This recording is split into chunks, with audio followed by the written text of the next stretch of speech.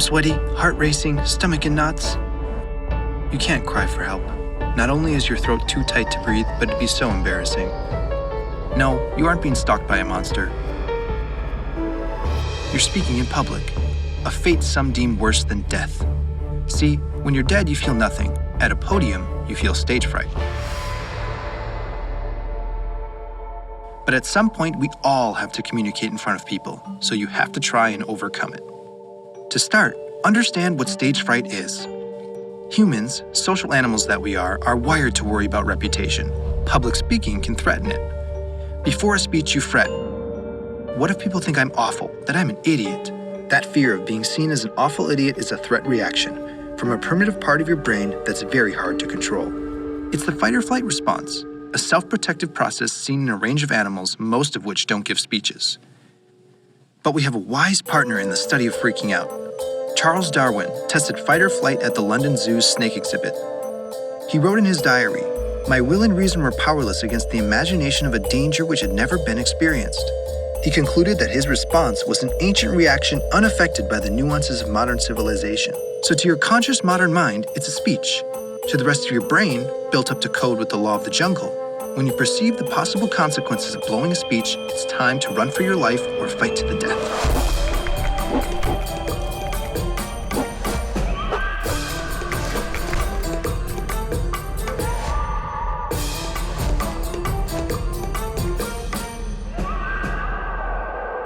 Your hypothalamus, common to all vertebrates, triggers your pituitary gland to secrete the hormone ACTH, making your adrenal glands shoot adrenaline into your blood. Your neck and back tense up, you slouch. Your legs and hands shake as your muscles prepare for attack. You sweat, your blood pressure jumps.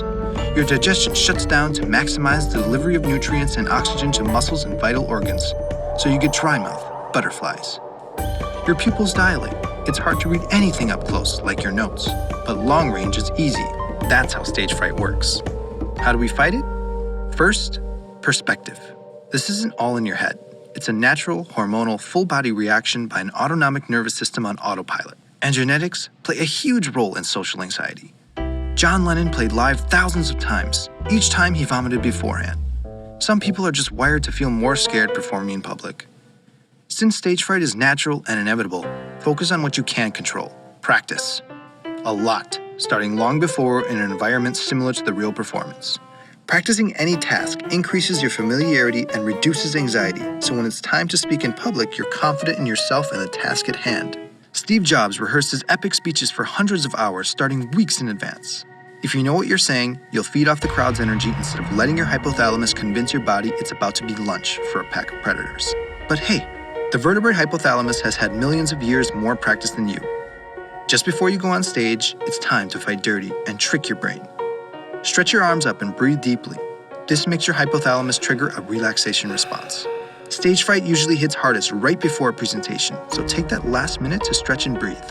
You approach the mic, voice clear, body relaxed. Your well-prepared speech convinces the wild crowd you're a charismatic genius. How? You didn't overcome stage fright.